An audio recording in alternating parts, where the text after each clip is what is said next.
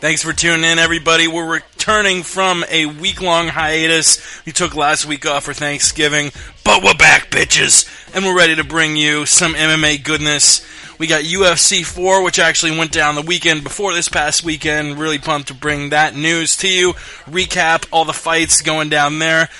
2 weeks worth of MMA news. We got lots of stuff. BJ Penn looking in prime shape. A couple champions dropping out of the Strikeforce finale card. A bunch of people talking shit. Gustafsson wants a title shot. A few fights made, some for UFC 156. A couple made for UFC on Fox, the Tough 16 finale. Let's get to this shit.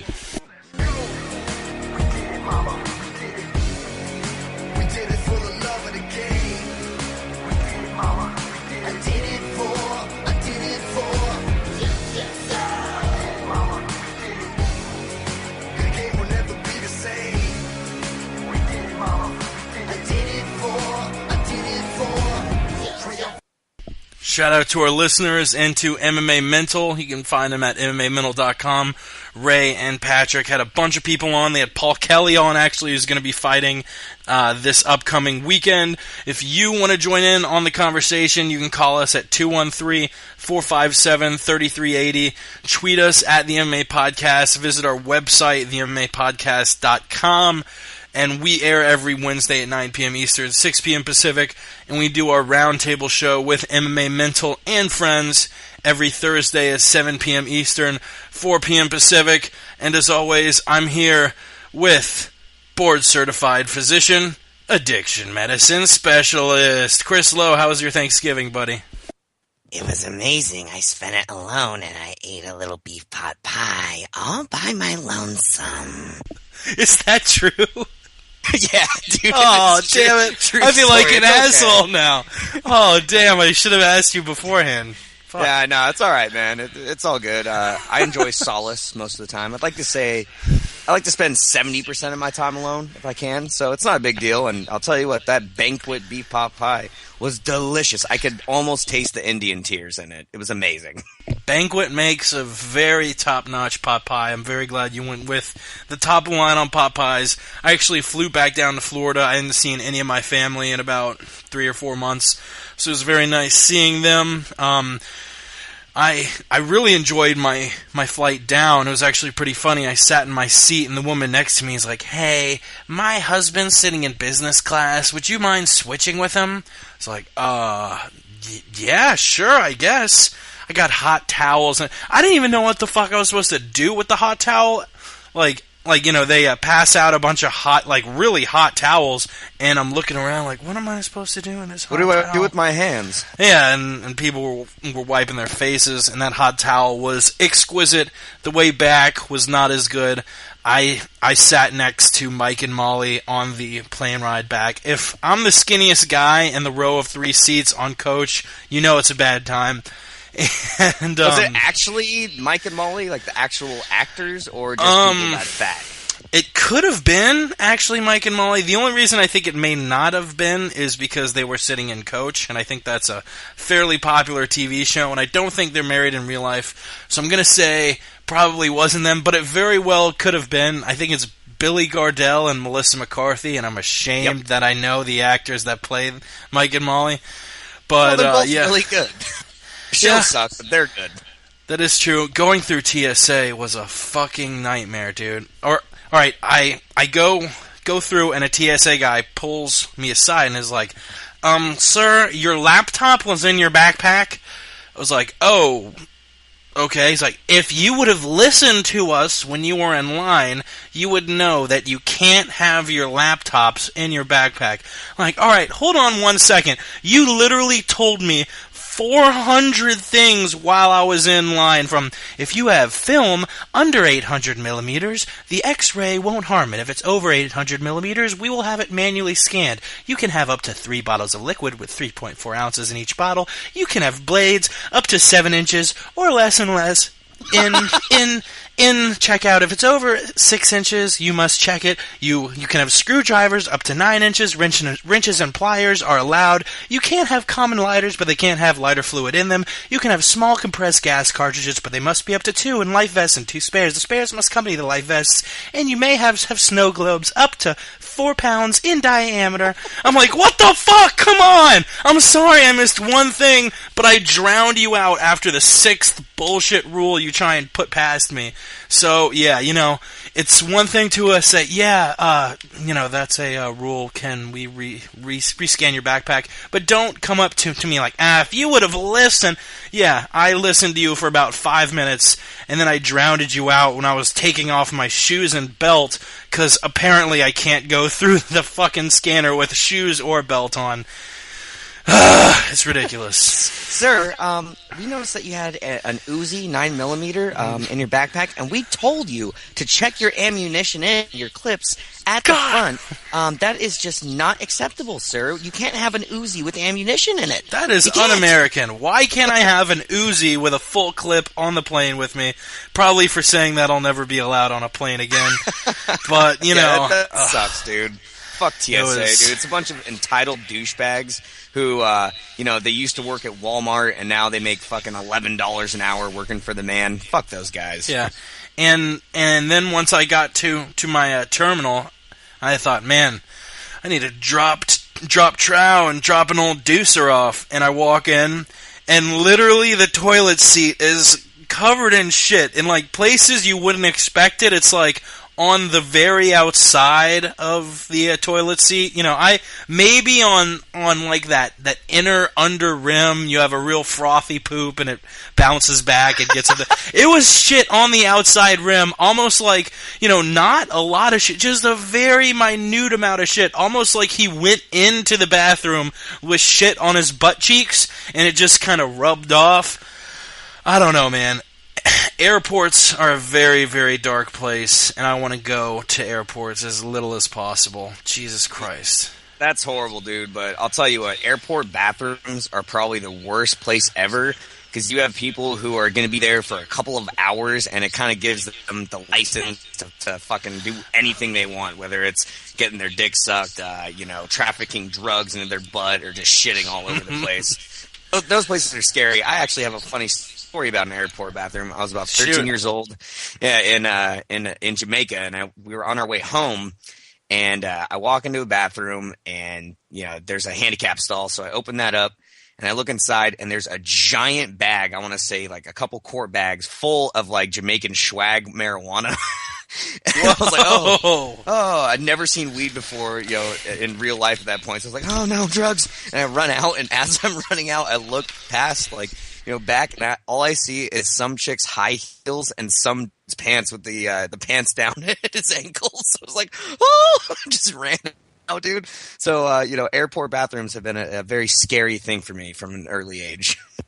This summer, Chris Lowe has the license to shit at a theater near you. Dude, how about me being an airport bathroom cop? Like, all I do is inspect all of the airport bathrooms. Listen, everyone down. Airport police. Starring you and Kevin James.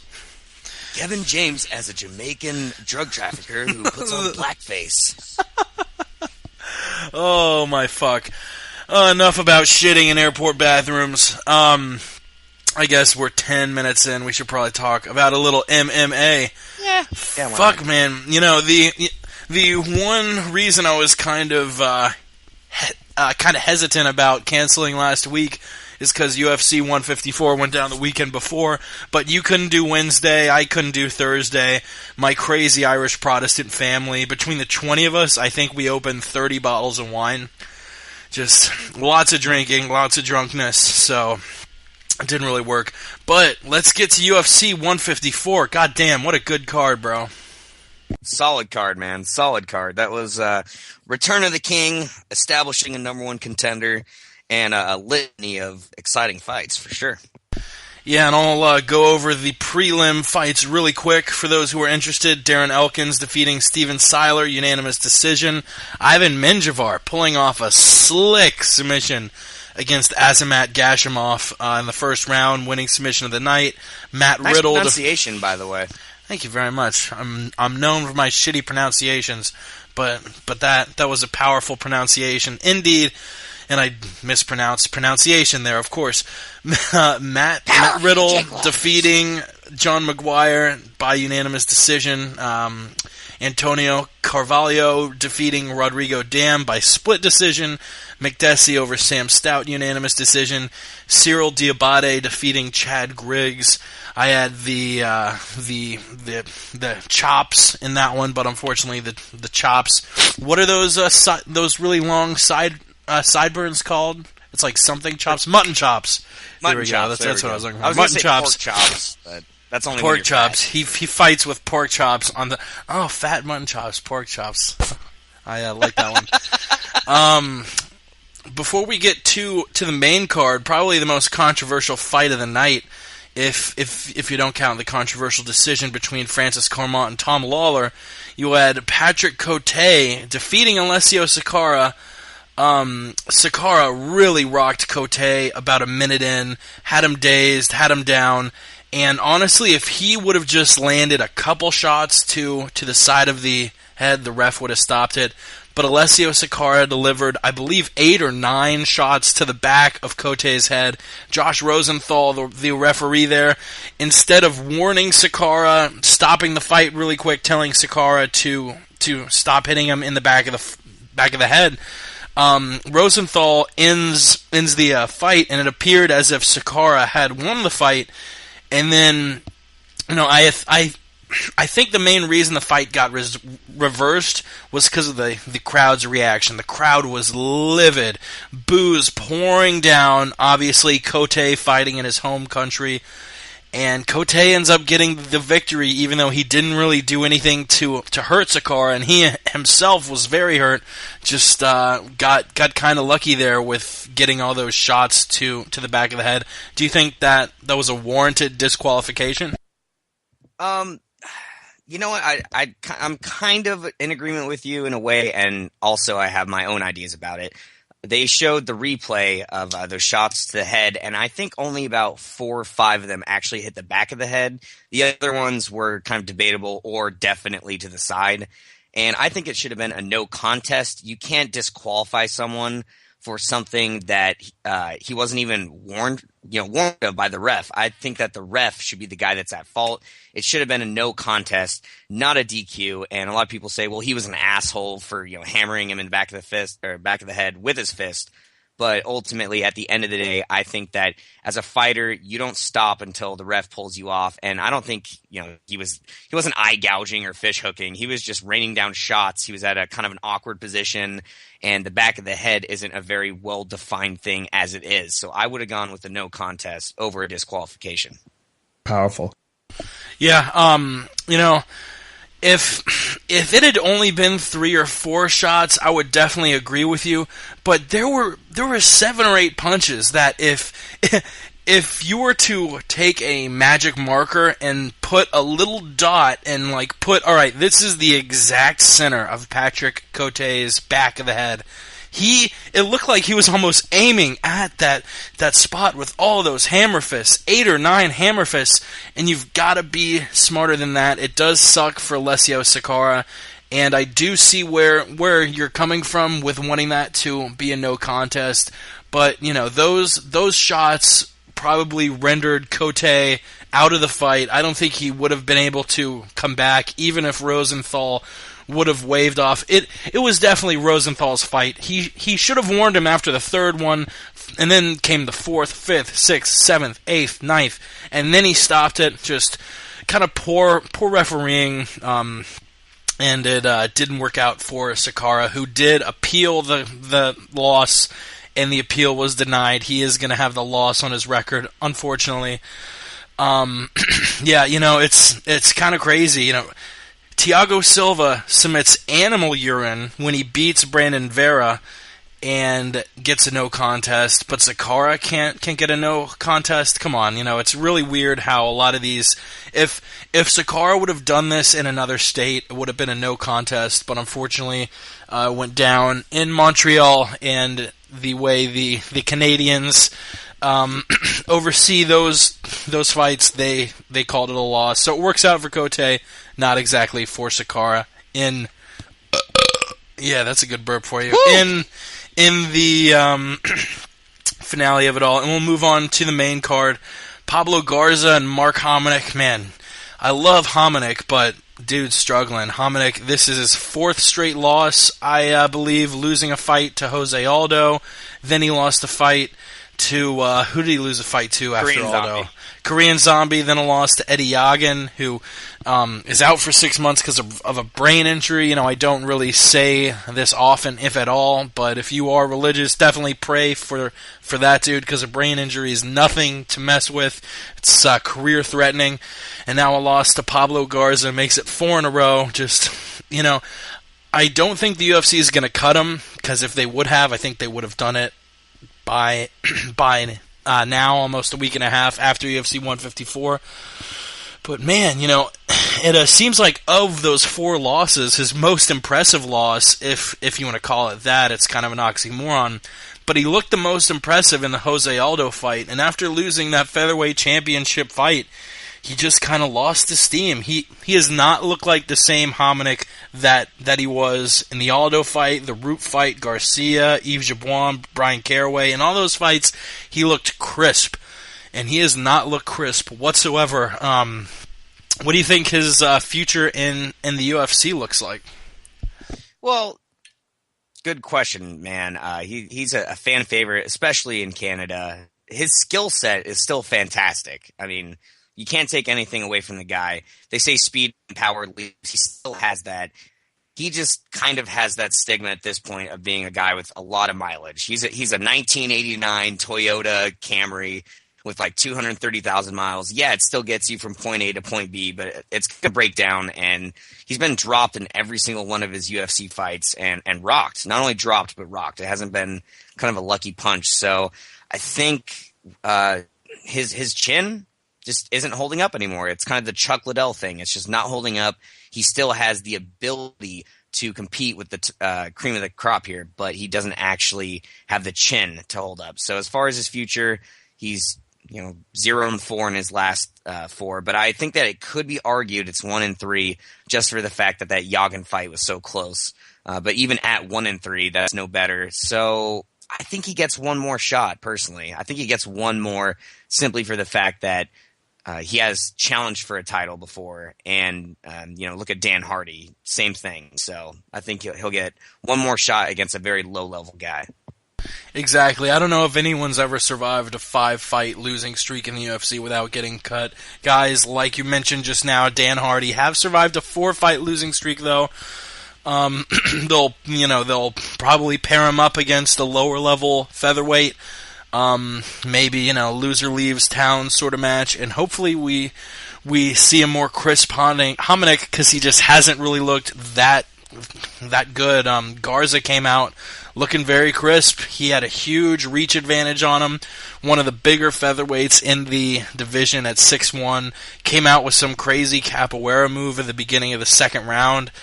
And I'm, very interested to see where both guys' careers go from here. Moving on to our lightweight fight, you had Rafael Dos Anjos versus Mark Bocek. Dos Anjos cut Bocek up. He looked super crisp, and I think it's about time Rafael Dos Anjos gets a elite lightweight challenge. He's fought guys, decent lightweights coming to at this point on a 3-fight win streak against Kamal Shalarus, Anthony Njokuani, and Mark Bocek. He did lose to Gleison Tibau before that, though, via split decision at UFC 139. I think it's about time he fight a top-tier lightweight.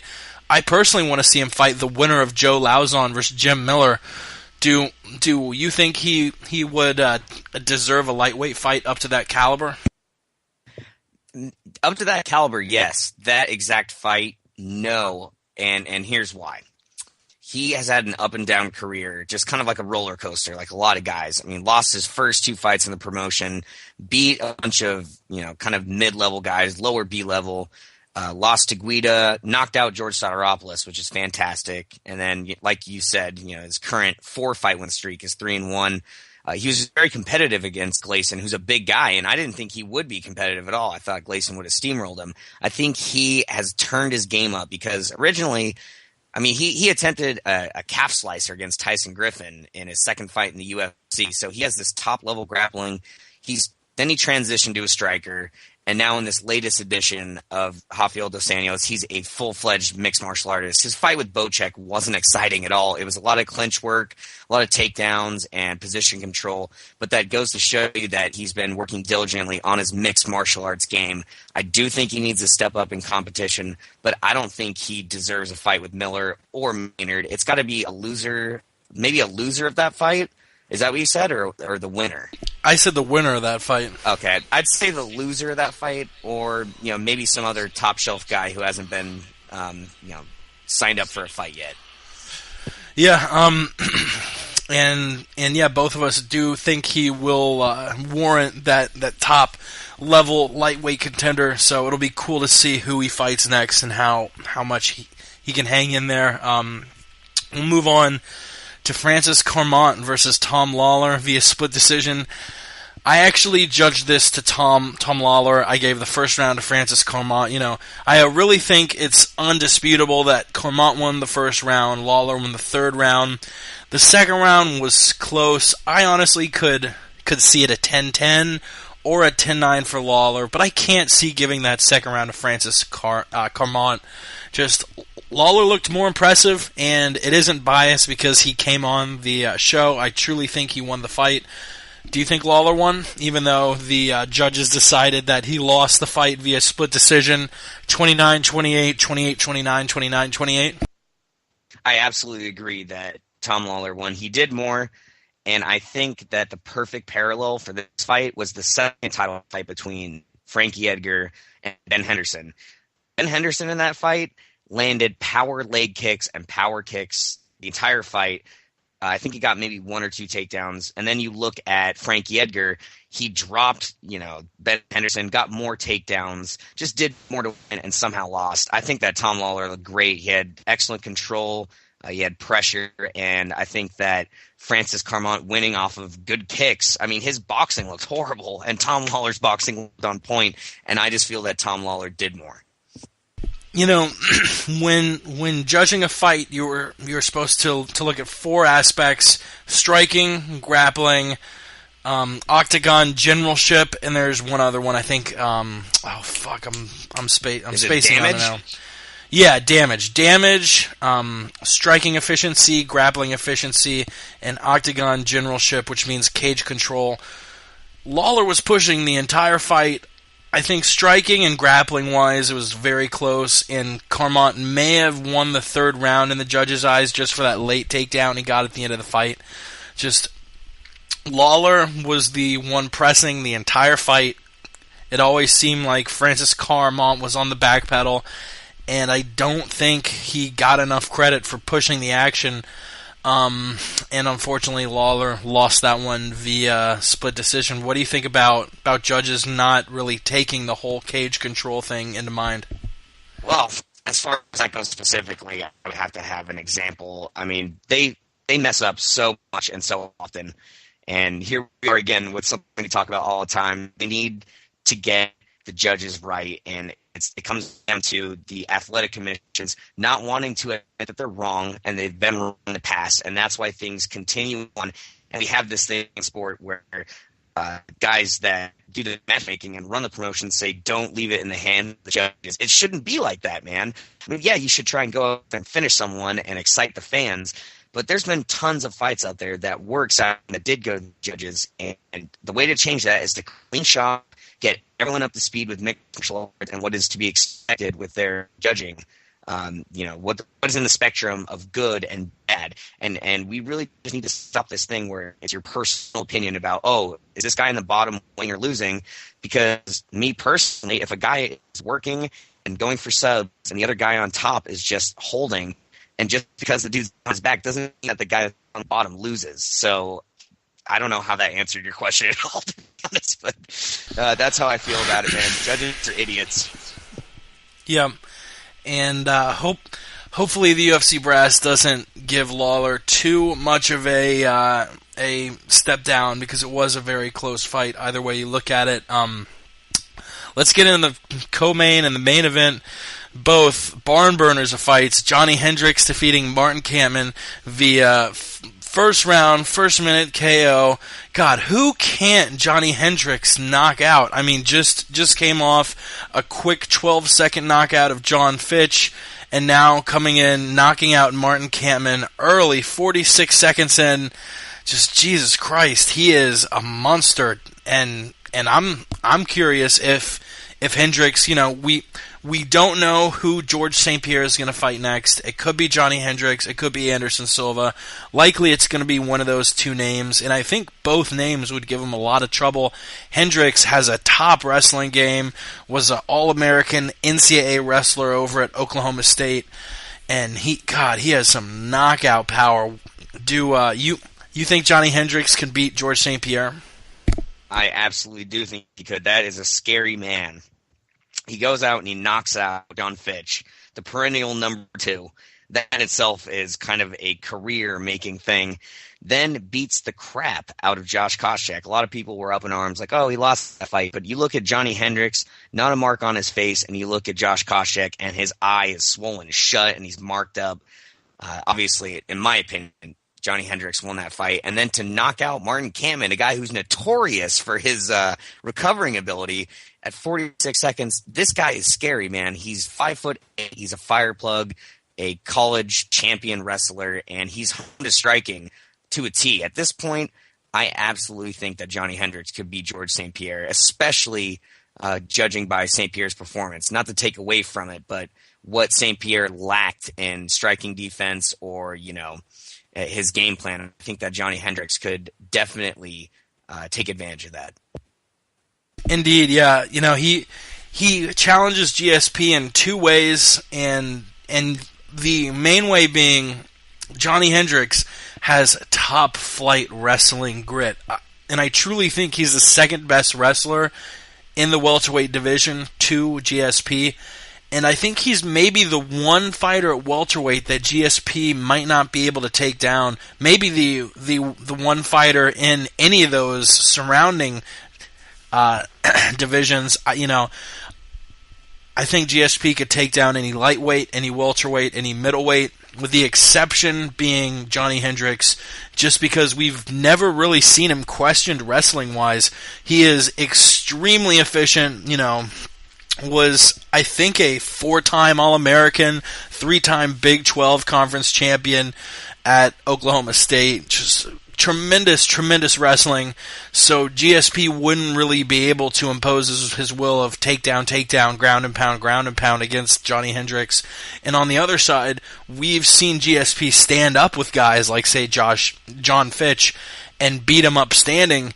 Hendricks has shown you cannot fuck with that left hand. Guys who try and stand with Johnny Hendricks have lasted maybe a minute and a half. I think TJ Waldberger lasted the longest with him at Ultimate Fight Night 24 until eventually getting TKO'd at 135. Dude just has tremendous hands.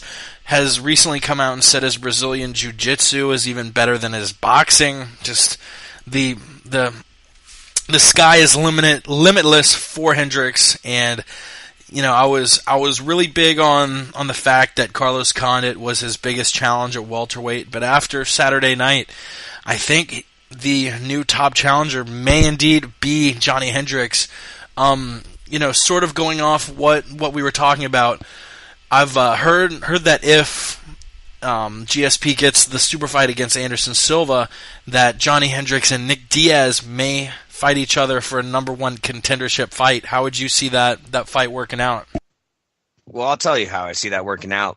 Before I do, real quick, one thing, you said that left hand, no one can fuck with it. It is the H-bomb of the division. There is no other punch that anyone possesses in the UFC like Johnny Hendricks' left hand. For sure, you're right on that one, man. I agree. That thing is gnarly. How I see that fight going? Okay, Nick Diaz is coming off of a long layoff, and he didn't look spectacular in the Condit fight, which would give Johnny Hendricks the perfect ammunition. He has a 25-minute fight against a top caliber guy like Condit to kind of game plan off of. So as much as I hate to say it, I got Johnny Hendricks in that one. He's a smart fighter with tons of power and the wrestling ability to give anyone fits. And Nick Diaz's kryptonite is wrestling. And with a weapon like Johnny Hendricks' left hand, I could see him finishing Nick Diaz. Yeah, Diaz has shown holes in his game before. God, that would be such an interesting matchup because in both aspects, you have such varying styles. On the ground, Diaz is a guy who's a jiu-jitsu ace, probably has better jiu-jitsu than Hendricks or GSP. Loves fighting off his back. Hendricks obviously more skilled fighting on top as a wrestler. And standing up, they probably have the most varied styles of anyone in the UFC. You have Hendricks who goes in there for the power shots. He's like the Barry Bonds, just power shot after power shot. Nick Diaz, he loves that pitter-patter style, and he will wear you down with body shots. It almost looks like he's landing these at 50%.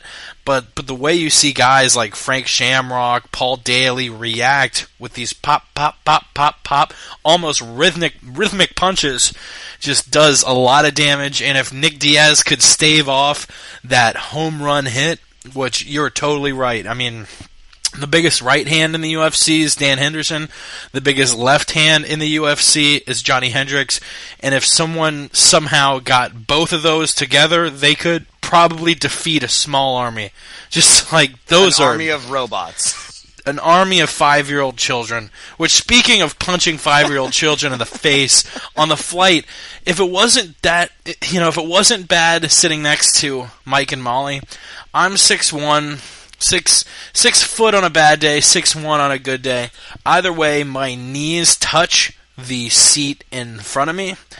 And the little 5-year-old who was sitting in the seat in front of me had literally, he probably did this 75 times over the 3-hour flight. He would lean forward, I guess, looking out the window, and lean forward, and then rocket himself back against the chair, just fucking my knees up every time. And I would have said something to his mom, but literally, there was this kid, probably my age. He was maybe a little bit younger, sitting at the window seat. And when the wife and kid came to sit, he very politely asked, "Oh, would you mind if I sat next to the window?" He's like, I don't care about your comfort, okay? These are my seats, and we're gonna sit here. Thank you very much. I was just like, Jesus Christ, are a trillion ways to say that, not like a cunt. But, oh no, my son really likes the window seat, so I think we would rather sit here, thank you. But she's like, I don't give a shit about your fucking comfort. Ellen's like, oh my god. Hunting. Dude, there's lizards everywhere, bro. There are lizards everywhere, and I would have said something to the mom, like, hey, would you mind having your child not rocket himself against the seats every 5 minutes? But she was extremely twatty, and I didn't really want to feel the wrath of that. So, yeah, punching 5-year-olds in the face, back to Johnny Hendricks versus Nick Diaz. It's too close to call for me. I want to agree with you and say Johnny Hendricks would win it. But with Nick Diaz's loads of experience, he has so much more experience than Hendricks fighting in, Pride, Strikeforce. He's fought a lot of guys. And I almost want to give it to Diaz just because of the experience. You have any stories about shithead kids before we move on to the main event, GSP versus Carlos Condit? Twatty. Yeah, sure, man. I got one, in the chamber. So I was on a 30-minute break at work, and we had the Dark Knight, and one of our biggest theaters, it seats 300 people. And I go up to the left-hand side, maybe 4 or 5 rows back from the screen. And the right of me is this Hispanic family. It's like a husband, a wife, and then their 2 kids in the front. And this little shit, this little fat shit, was sitting in the chair, like tucked in and double up kicking with his legs in the chair in front of him for about 5 minutes. Just boom, boom, boom, kicking this chair. I'm like, all right, maybe he'll stop. It sounds like he's a hit. It sounds like he's popping a speed bag. Yeah, dude, just and people are looking around. I can hear people just, what the hell, rolling their eyes. So instead of going to Dad, I walk right up to the kid, and I'm standing over him, and he stops and looks over like, oh, look. I'm like, hey, you mind stopping that, bud? And he looks at me, he's like, and he just, like, sits up. And I go to sit back, and, like, his dad just springs up, and he's like, whoa, what? The big, Mexican dude, shaved head. I was like, oh, yeah, I work here. Your son over there was kicking a chair for about 5 minutes, and it was annoying everybody. I just sat back down. And the dude looks at me, and he's looking around, like, sits down, dude, looks back over, and, as soon as I left the theater, one of my coworkers came out and gave me a high five. She was sitting in the back. She's like, that kid was a shithead. Yeah, just horrible, horrible kids. How dare you? And they should all be euthanized. Anyway, moving on toward GSP and Carlos. We have a population problem. As it is, just nip it in the bud and cut off those kids' dicks. Too easy to make shithead kids. It really is. GSP versus Carlos Condit. Man, almost, if it had been a little bit closer, I would put a nomination in for Fight of the Year. But for as one-sided a fight as it was, this is maybe the most exciting 49-46, 50-45 fight you'll ever see. Condit was not letting GSP just take him down, and everything else. He really imposed a lot of damage. He fucked GSP's face up, really had him hurt in the 3rd round, and it looks like we have friend of the show, Ramses, calling in. I'll add him to the oh shit, reverb like a motherfucker. Turn down your shit, Ramses. But yeah, very, very exciting fight. And before we pass it over to Ramses, Chris, what was your thoughts on GSP Condit? Well, I'll tell you what, man. It was very exciting. Going in there were a lot of intangibles and a lot riding on this. Could he come back with that knee? Was Carlos Condit ready for the fight? And those guys delivered. And as far as the fight goes, it had super exciting moments. We had blood being shed. We had GSP turning in a classic performance, and Carlos Condit dishing out more than enough. That 3rd round flying head kick was fantastic. He had a great game plan. The things that I take away from it are that GSP has proved that he can take a shot and keep on going. And there's one kind of thing about his game plan for that fight, or his style, that I noticed, which I will back up Ramses, is that he was noticeably less explosive in this fight. You look at history's past with George St-Pierre's fights, and he would blast a double leg. None of that happened in this fight. It was all single leg trips or small little takedowns, and that could either be hesitance from coming off a long layoff, or maybe his knee isn't going to hold up like he used to, and he can't impose that explosive style. I thought it was a fantastic fight. It lived up to the hype. GSP. Yeah, I'll make one quick point before we pass it off to Ramses. Yeah, most of his takedowns before were power-based. Just he would ratchet in, pick up a dude, and slam him down with a fuckload of power. All of his takedowns were more timing-based. He would almost take Condit down as a counter. Condit would throw a kick or throw a punch, and GSP would be right there with the takedown. I don't know if it was because he knew Condit was pretty good at takedown defense, or if it was because of his knee. But, yeah, definitely had a lot more timing-based takedowns than athletic-based takedowns. Ramses, before we get into GSP Condit, did you have a good Thanksgiving, bro? It was pretty good. Thanks for taking my call. Is the reverb still happening? It's perfect. Okay, good. Actually, I was calling because you guys were talking about how everybody was acting like an asshole over the holidays, and I agree. I noticed that too, man. I got into a scuffle at the fucking gas station. Oh. Man, some guy accused me of like trying not to pay or something. My card failed or something. So I was walking out. Like I had a receipt, but the receipt said transaction failed or something. So it was like a clerk's fault, right? But I'm walking out. I have a GSP need going on right now myself. So I was limping out there, man. I got an injured knee right now. So I wasn't going anywhere. And then I make it outside. I hear someone yell, "Hey!" right behind me. So I turn around. It's the clerk. He's like, "Your card failed." And I was like, "Okay." I start walking back with him, and then this motherfucker puts his hand on my arm like he's a cop leading me somewhere.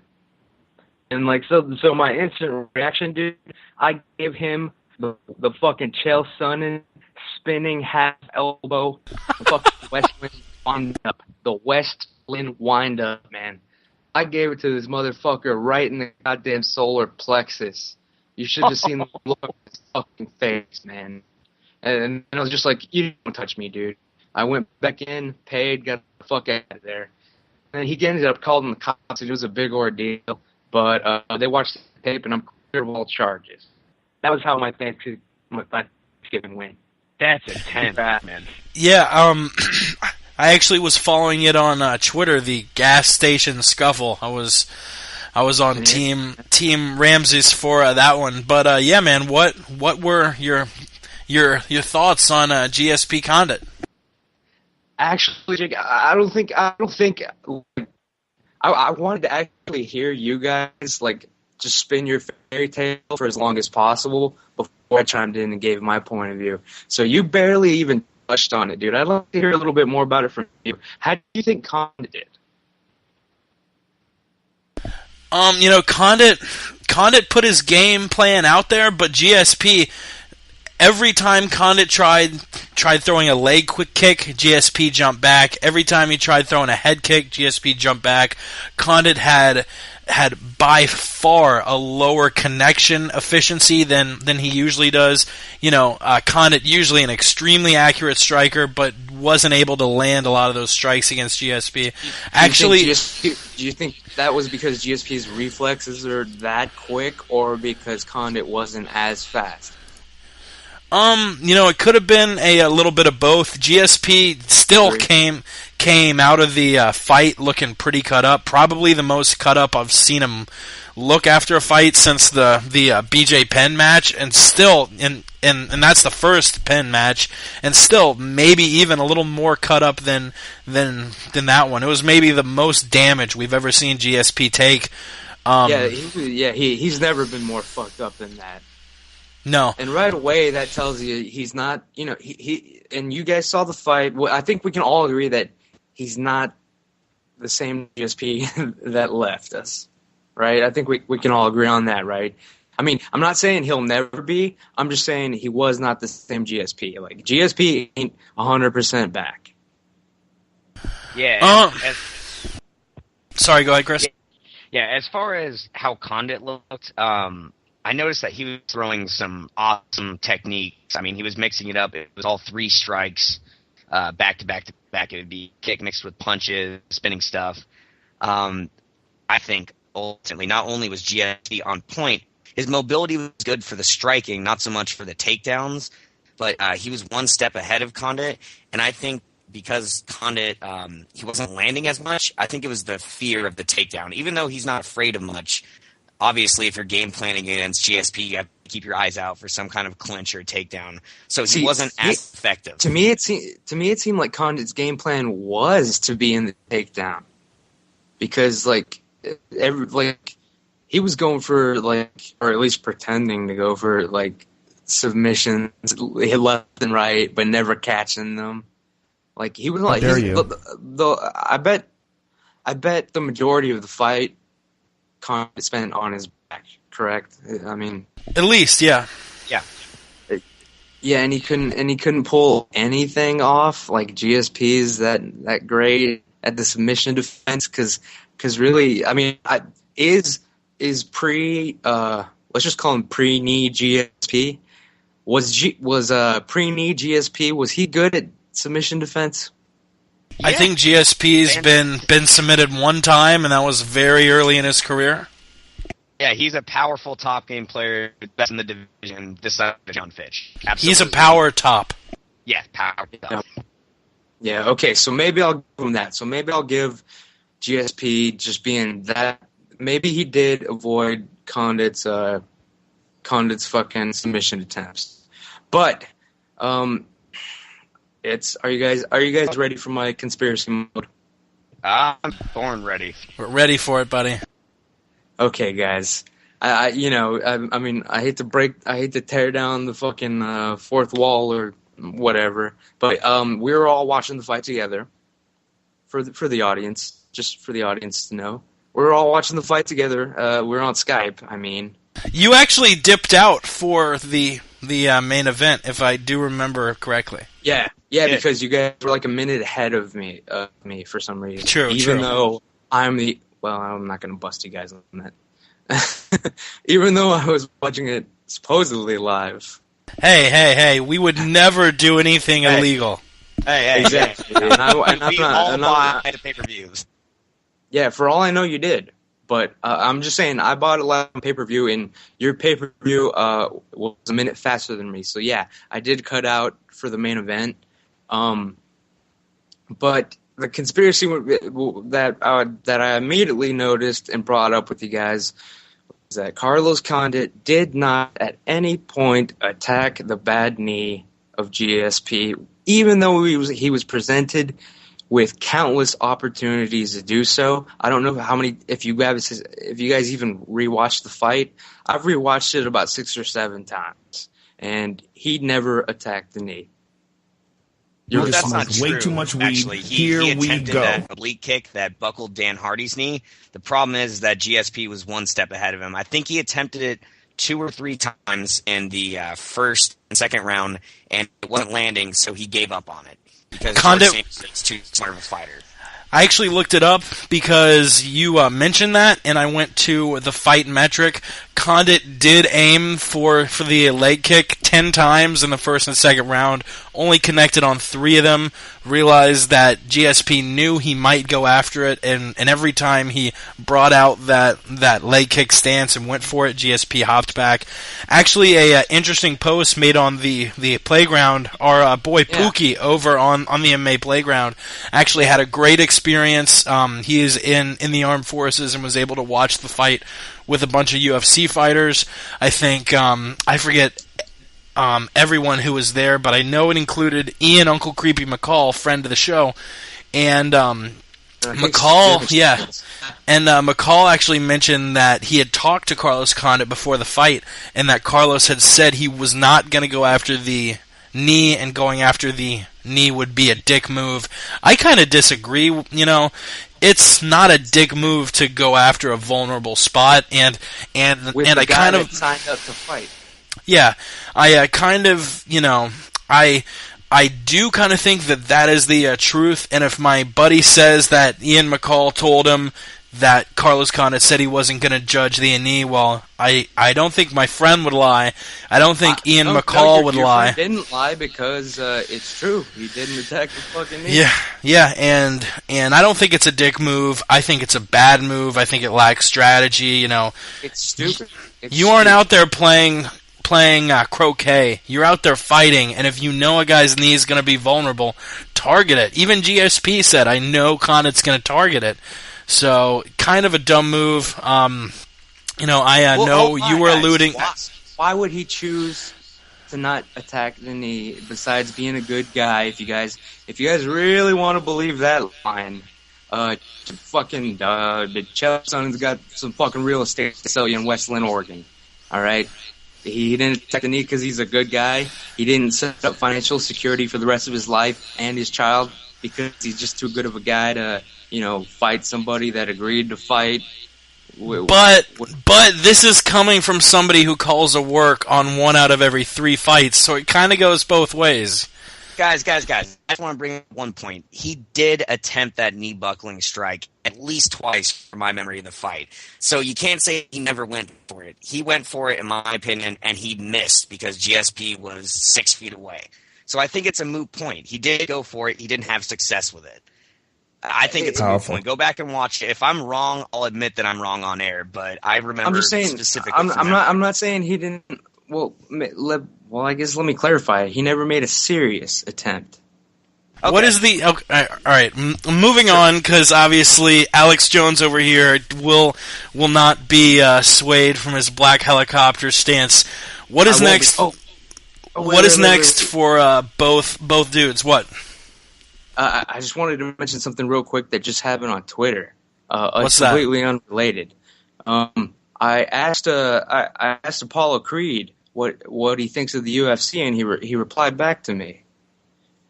Carl Weathers, the actor, Apollo Creed, the real Apollo Creed, the real one. Is it the real one? Okay. Yeah, Carl Weathers, the actor. I asked him, the fans got to know, what's your opinion of the UFC, Apollo? And he responded, dangerous enterprise, be peace. You're crazy, buddy. You are ridiculous with your black helicopter theories. I broke that news for you guys on your show. Word on the street. Stay on. What do you think is next for both guys, Condit and George St-Pierre? Personally, I'd like to see Carlos Condit get a rematch against Martin Kampmann. Both guys losing on the main and co-main cards. That would be an interesting fight for George St-Pierre. Even though, George has said he wants it in a while, but not now. I really want to see him take on Anderson Silva next. Hendricks versus Nick Diaz makes a lot of sense for a number one contendership fight. Do you guys think Condit should fight Kampmann? And more importantly, do you guys think GSP should get that super fight against Andy next? I'll start off with Chris. As far as Condit goes, a rematch with Kampmann would be fantastic. This is now, 3+ years since they fought. And it could really go to show where Martin Kampmann is against a much improved Carlos Condit. Personally, I would like to see Condit versus the winner of Fitch Maia, because we would really see if he can overcome that powerful grappling game that both of those guys possess inside the octagon. So that's my dream fight as far as what's next. A Martin Kampmann fight does make sense. They both lost on the same card. As far as what should happen, St-Pierre will probably fight Anderson Silva. It's a big money fight. It's going to take the UFC out of this pay-per-view nightmare that they've had as of late. So that makes the most sense. Do I want to see it? Absolutely not. I think that post-knee injury, George St-Pierre has got nothing for Anderson Silva. And I even thought that going into it before the injury, I didn't think that George St-Pierre really had much for Anderson Silva. He's a very small guy compared to Anderson. And if a guy like Chael Sonnen, even though it's a different wrestling style, couldn't do it, I think that George St-Pierre would have an even worse time at it. So I'd like to see St-Pierre fight Hendricks. And if he doesn't end up fighting him and fights St-Pierre, then Hendricks, Nick Diaz makes the most sense for an interim title. Yeah, Silva really has a glaring size advantage on GSP. What about you, Ramses? Glaring. As for Condit, he is going to definitely get to pick his next opponent, so he's going to win his next fight no matter what. The only reason he would have agreed to take it easy on GSP is if they absolutely promised him another title shot. So he'll get to pick his next opponents. So he's fun. He'll do good. How is this not science as far fiction? as GSP, it does not make any fucking sense for him to have a title fight. His next fight is going to be against Anderson Silva. His next fight is going to be GSP versus Anderson Silva. Now's the time to do it. Fuck, Carlos Condit pretty much didn't even really fuck him up that bad, and he still looked terrible. Like, he's got to fight Anderson Silva next, because the risk of Johnny Hendricks or whoever they put him up, the risk of him losing the title, I don't think they're going to take another chance. They just did with Condit. But they could just pay off Hendricks, right? No, you can't. No, man. Have you seen Hendricks' eyes, man? I tried to tell you guys this on the last podcast. There is nothing inside that man's eyes until he stepped inside the octagon. Might as well be a ginger. He's fucked up, man. There's something going on with this Hendricks guy, and I don't have any details or anything, but just trust me, man. This guy ain't right somewhere. Something weird's gonna happen. That's as far as I'll go with that. But Condit's gonna be fine. He'll definitely get another title shot at some point. But GSP's next fight, it's got to be against Anderson Silva. Time's running out. There's too much money at stake. Now's the time. Yeah, and I was kind of surprised Vegas came out with odds on whether Silva GSP would happen, and the odds were very much in the favor that it would. So it looks like people in Vegas know something that perhaps we don't, and Silva GSP might go down. If somehow, I think all three of us think if GSP Silva happens, Anderson Silva wins. But if somehow GSP pulls out a victory there, can I go ahead and get a complete confirmation that it will be a work if GSP wins? GSP beating Anderson Silva? That would be... Holy shit. This is the first time my brain has even attempted to make a thought around that idea. So your brain isn't wired to that, so all of a sudden you're having this breakthrough moment. It's like it's an impossibility, man. It's like trying to think up of a new. You know what? It's like trying to think of an entirely new color. Try it. You smoke too much weed when you're trying to invent colors, son. I want a color called and you black. smoke too much weed if you put any bet on GSP beating Anderson Silva. That's all I got to say about that. Definitely, and Silva, like I was mentioning Vegas odds before, Silva is a heavy favorite if the fight goes down already. One more question about GSP Silva before we move on to the news. Wait, Chris, did you want to say something? No. You sure? Yeah, no, I was just going, ugh. Can I get a... If they do fight each other, you think it's going to be in Dallas, Canada, or Brazil? Who's that directed towards? I'll put it to Chris first off. My co-host, the addiction medicine specialist, board-certified physician. Oh, was I supposed to hang up? I don't even... No. No. You're here. You're sitting in on this. All right, I'm back. Shut the fuck up. All right, I'll tell you where I think it's going to be in George St-Pierre's voice. Well, it is hard to tell who the boss would, where the boss would choose to hold that event, but my money is on myself, Mr. Georges St-Pierre. I'm good looking. I'm constantly in shape. My six-pack as a six-pack, and I am the UFC's greatest draw. So I will have to say in my home country and in my home province of Montreal, Canada, in Brazil, they're just a bunch of savage. So I would have to say Montreal. Dana's hinted toward Dallas, so I'll go ahead and say Dallas. Ramses? GSP probably wants to die at least on his home country soil. So the GSP versus Anderson Silva fight will go down in Montreal. Ooh, two. My God, we agree on something. Whoa, what is It that? is. It is an MMA podcast first. Goddamn. Yo, Ramses, thanks a bunch for calling in. Definitely follow this motherfucker at Twitter, at the Aunt Jimmy Show. Listen to his podcast, Word on the Street. It is good as fuck. You have any other plugs before we let you go, buddy? No, that's it. Just if you're ever bored on YouTube or High or both, yeah, or both, just type in UFC Word on the Street. click on any fucking video and you'll see just how much of this shit I'm smoking. Thanks for having me on, guys. We're gonna have to change Apollo Creed's mind, because apparently Apollo Creed ain't down with the UFC. Well, he got killed by Dolph Lundgren, so it's all good. He did. Yeah, fuck you, Carl Weathers, if you're listening. Fuck you, Carl Weathers, you fuck. Goddamn. All right, see you guys later. Thanks a bunch for tuning in, buddy. Later.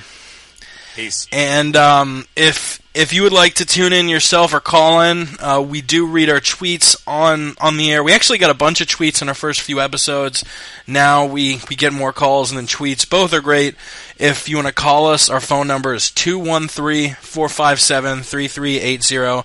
That's 213-457-3380. You can call us on Skype if you're trying to save some dinero.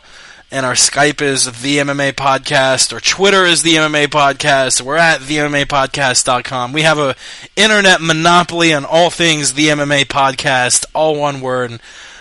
Shit. So bonuses, fight of the night, and I don't contest any of these bonuses. I think they're all spot on. Fight of the night went to St-Pierre versus Condit. Knockout of the night to Johnny Hendricks. Submission of the night to Ivan Minjavar. You agree with all those bonuses?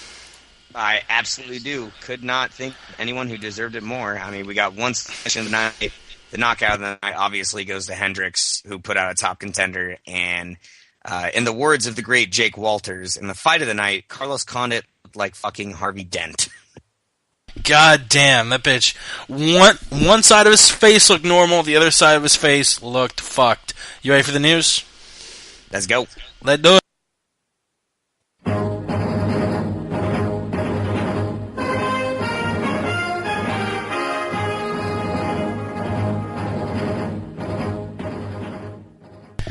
And first up in the news, we'll go to our boy Nick Diaz, who we were just talking about GSP's methods, saying that it was boring, saying that he could take advantage of it, really criticizing the champion. Actually, Nick Diaz tweeted right after the fight was over, tweeting, "I'm not impressed with your performance," an infamous quote that GSP said after a Matt Hughes fight. Do you agree with Nick Diaz's criticism that he's boring, and should he take flack for the style? Of course I don't. He's just trying to hype up a fight. Can't blame the guy. He's coming off a suspension. He's looked like an idiot. No shows grappling competitions, and he records cell phone videos while he's driving for his media. So I think Nick Diaz is out of his mind. You think he's boring? Try and stop him. None of the top contenders in the world for the last 4 or 5 years could have done it. Easier said than done to call him boring. How about you finish him? Nobody can do it. Even a flying head kick in the fight of the night in an exciting bout. So I think Nick Diaz is completely retarded at this point. Redonkulous. Yeah, I do sort of agree that his style's boring. You know, you look at the top pound for pound guys of all times, of all time, and they're all exciting fighters. You have Fedor, you have John Jones, you have Anderson Silva, you have Vanderlei Silva in the Pride days, you have Mirko Cro Cop in the Pride days, you have Rampage Jackson in the Pride days, you have Henderson, you have Shogun. All of these guys are exciting. George St-Pierre now, I believe you look at his record, and his last 5 fights have all been unanimous decisions. Before that, he did get a better finishing rate.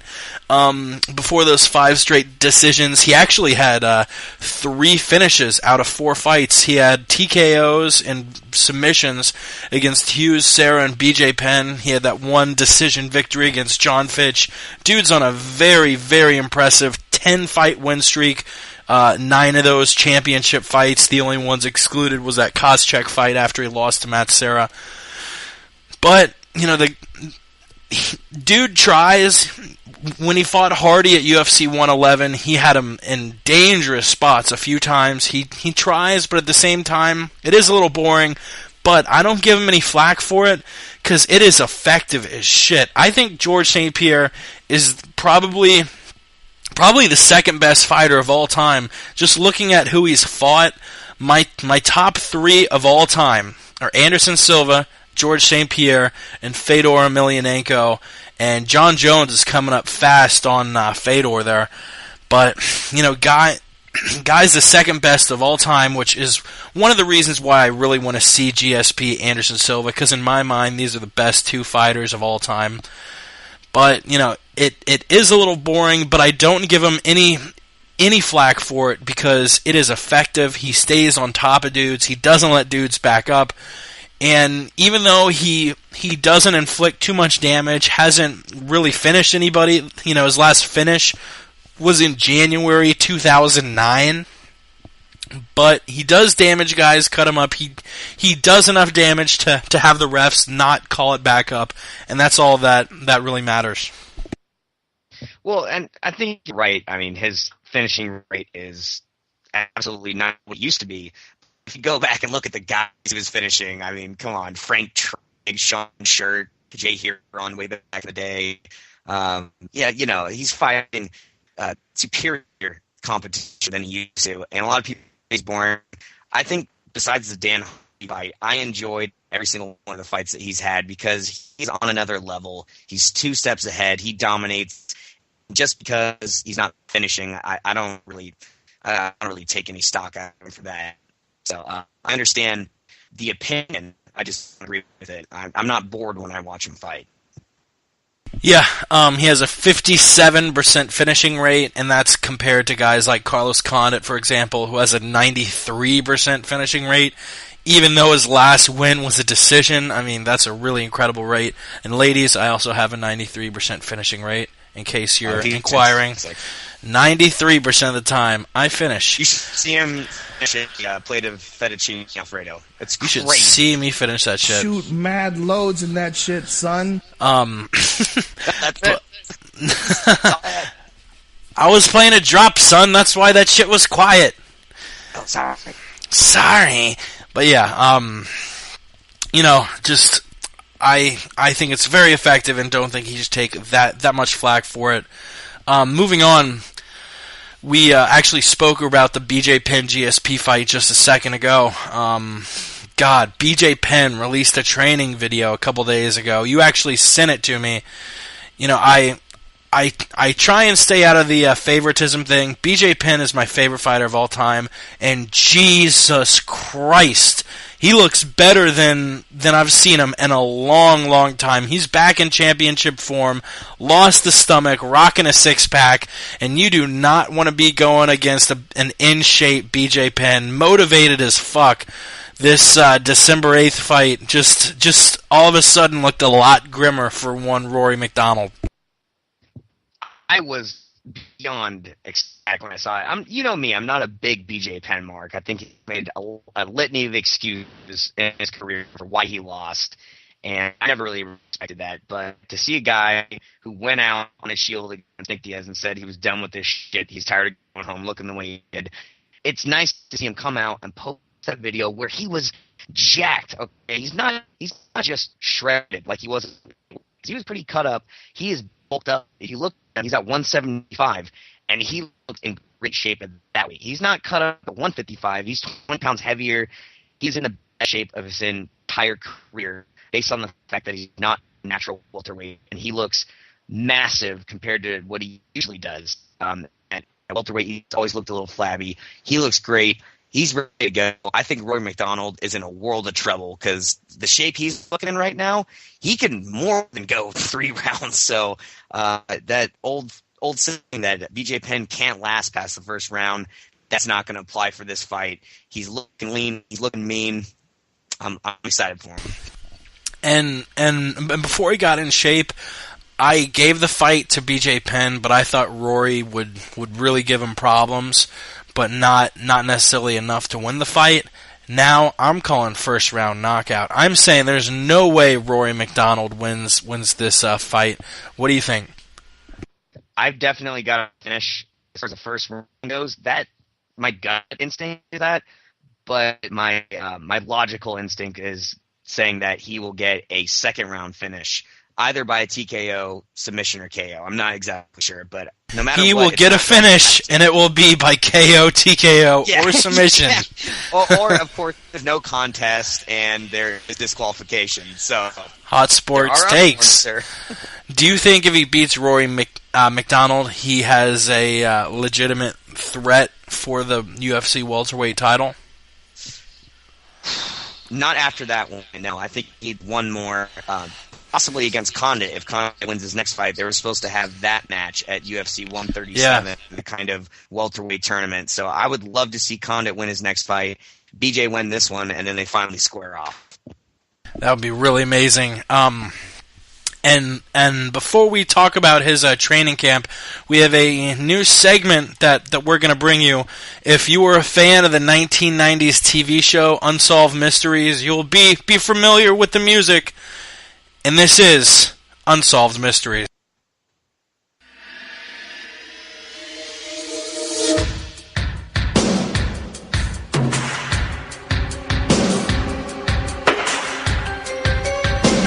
Tonight on Unsolved Mysteries, we question where BJ Penn's stomach has gone. It has been missing for the last 1 to 2 months, and we are not sure where it has gone to. Theory number 1. Rory McDonald's disparaging tweets about BJ Penn inspired him to get in shape. Inspired him to beat Rory McDonald, who had called BJ Penn fat. These comments inspired BJ Penn to get in possibly what is the shape of his career. Theory number 2. BJ Penn was disappointed that his name was left out of top greatest of all time fighters.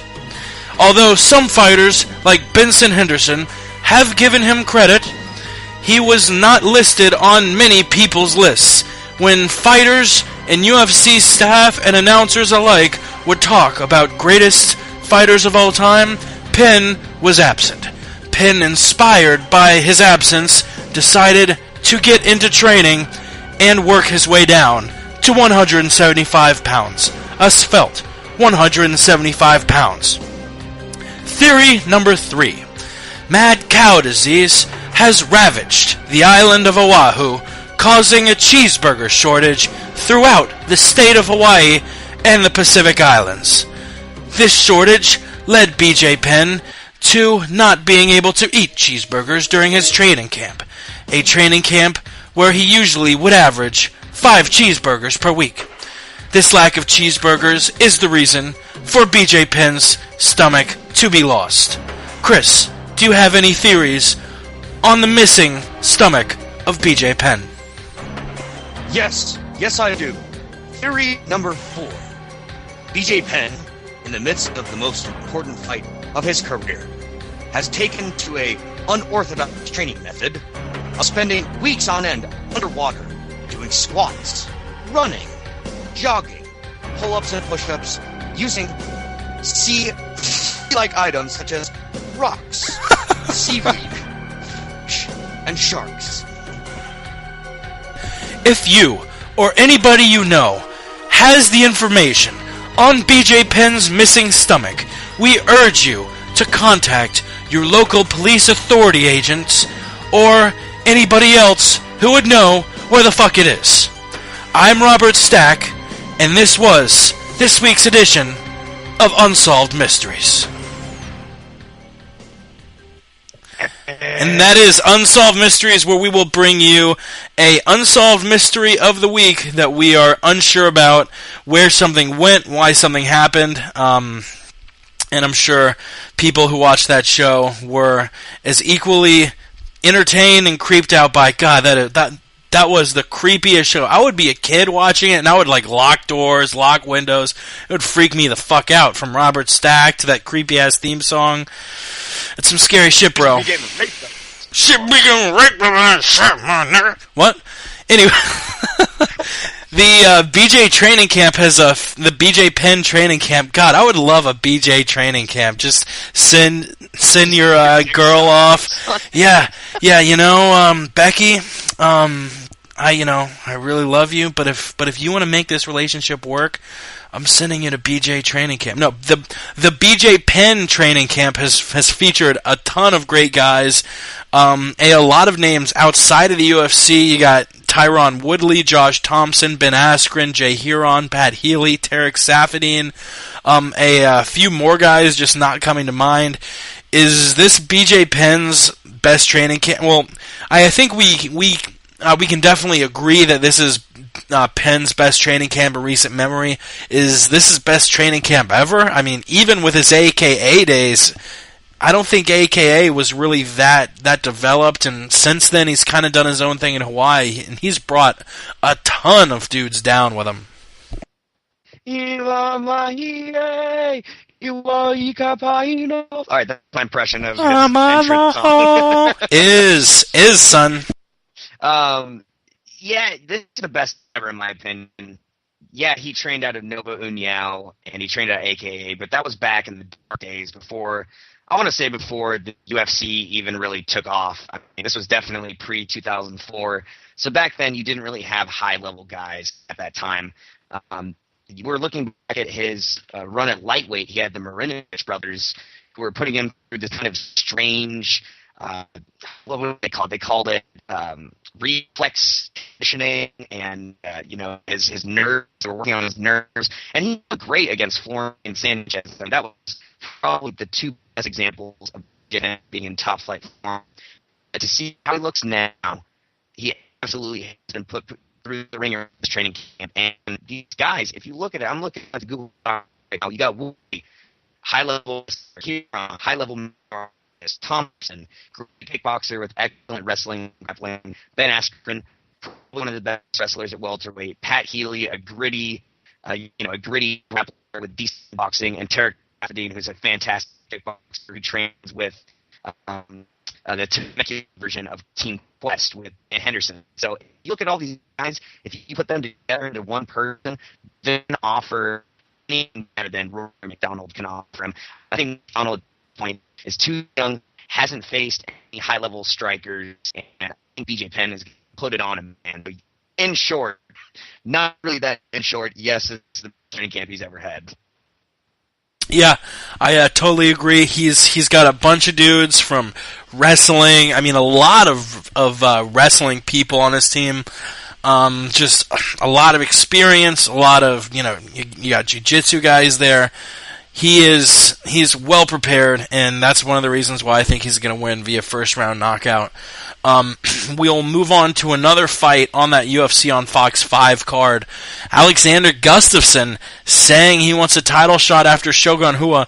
Before we delve into the fight of whether, or the argument on whether he would actually deserve that, what do you think about Gustafsson already saying he wants a title shot after Rua? I mean, dude, Gustafsson, you're a dude who lost to Phil Davis. You have yet to beat the top flight level of 205-pounders, and Shogun Rua is a fucking warrior. I think he might be speaking a little too soon on this one. Personally, I have Shogun winning. What do you think about Gustafsson making these comments? I do get that you want to be in the winning mentality, but I think he's kind of overlooking Shogun. As an interesting part, and obviously Sonnen figured out he was a born guy until he started actually using his charisma. Gustafsson just wants that shot, wants that big heyday. He wants that title. That's understandable. But like you said about his career, knocked out Jared Hammond, who now I think out of the promotion, and then lost to Davis, beat Diabati and Tuno, which is that's interesting. Beat Magichenko, Thiago Silva. And if you look at his career, man, like he's fought primarily grapplers. Diabati, not much of a grappler, but all the other guys he's faced are primarily grapplers, and he hasn't faced anyone of the caliber of Shogun Rua. If Shogun Rua were coming to this fight with bum knees and kind of how he was looking in his last fights, he'd still have a chance, but that's what he would lose probably a decision. But if Shogun comes in prime form, there's nothing Gustafsson can offer him. And I think that if Shogun comes in to fight Alexander Gustafsson in prime form, not only will he win, but it's going to set him up for a John Jones match, because Gustafsson is 6'5". He's taller than Jones. He has good reach, good mobility. So if Shogun can put it on Alexander Gustafsson in an impressive fashion, that will warrant Shogun getting a title shot. I don't see Gustafsson winning this one. And if he does, that really is the dead thing on the career of Shogun.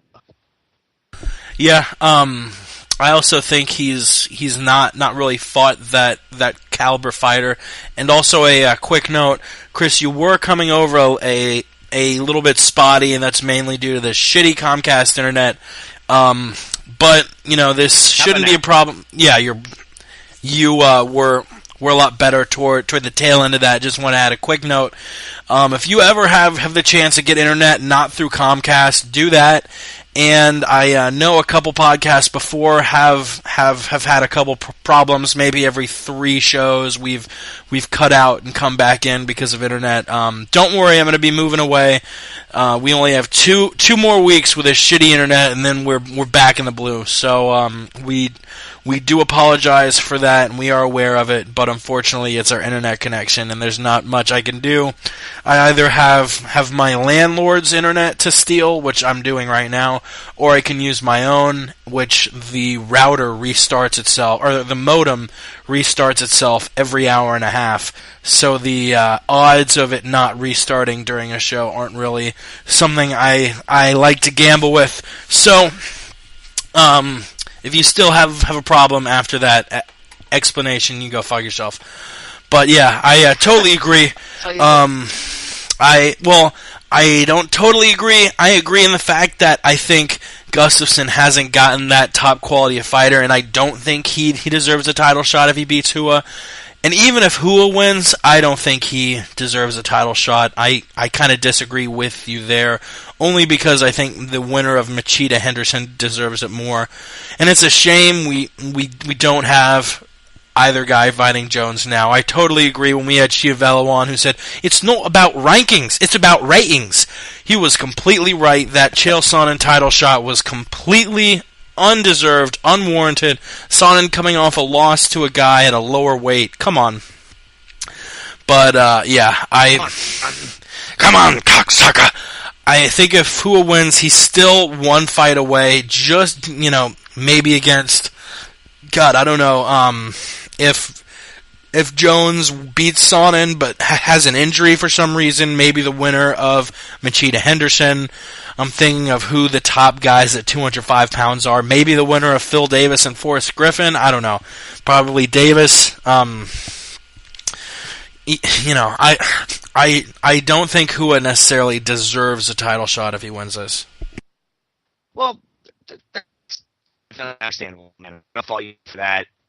Just as far as Gustafsson being on a 4-fight win streak, I believe, and having been a kind of a vaunted contender, a lot of people think of him as the next big thing. If you can finish him emphatically without any damage, that proves to me that he can deal with someone with that size, range, and speed, and that's why I think he would deserve it. And it gives John Jones a contender, because Chael Sonnen is out of his fight with John Jones. They need a replacement, and timing-wise works out for that. So I think if Shogun sets out that cage without any kind of injuries and it looks good doing it, then yeah, because Shogun Henderson isn't happening until 157, which is much later than this fight. Definitely. You were a little spotty, but I understood everything what you said, and we'll briskly move on to one more topic before we bring you our beatdowns of the month. Strikeforce cancellations. Dude, I was pumped about the Strikeforce card. You had 3 champions and Cormier, who should be a champion. You had Gil Melendez, Nate Marquardt, Luke Rockhold, and Daniel Cormier all on one card. I was stoked. And now Luke Rockhold, and really the only close fight on that whole card was Melendez-Healy. The other 3 were kind of mismatches. Melendez out. I'm so much less interested in this. I'm still going to watch it, obviously, because it's the last Strikeforce card. I'm a big Marquardt fan. I'm a big Cormier fan, and I'm interested in seeing them beat the shit out of their respective opponents. But God, how much of the interest does this take away now that Luke Rockhold and Gilbert Melendez are out due to injury? Well, I'll tell you what, it takes a time out of it. I mean, you have Rockhold, who was offered Anderson was on out fight for him. Melendez has been considered one of the best fighters, probably top 5 outside of the UFC. Some guys see it as number 1. So obviously that completely takes away from the appeal of this card. I have been interested in this thing since their hyped up heavyweight tournament kind of fell to shit. So I really don't care. Shut Strikeforce down at this point. It hasn't Strikeforce since the buyout. Bring over the guys that you want and send the other one packing to where the belt or MC. So whatever. The quicker that happens, the happier I'll be. Totally, and you know what? It's still a little bit spotty. We're gonna take a very quick break. I'm gonna switch back over to my own internet connection that's not shitty as fuck. It'll be 20 seconds, and we will be back. Pausing the iTunes stream, so the iTunes stream should go right through. If you're listening to us live on Ustream, we'll be back in 20 seconds. Hold on for just a sec. And we are back. Chris, are you with us? Yeah, I'm here. All right, cool. Yeah, you're much smoother. We had to break it off a second. Just that was not really doable. You're coming through much smoother now. We really could hear what you were saying. Just it was a little rocky. It would cut out for a quarter a second every couple seconds. So it almost sounded like you were almost not but still very much looking forward to seeing Marquardt and Cormier fight, but it did go from kind of one of these legendary cards to meh card, and I'm like you, very looking forward to seeing these dudes come over to the UFC. And one of the reasons I wanted to switch over to the good internets is because we got our beatdowns of the motherfucking month to bring you. Are you ready for our beatdowns, son? Yeah, I am. Let's do it.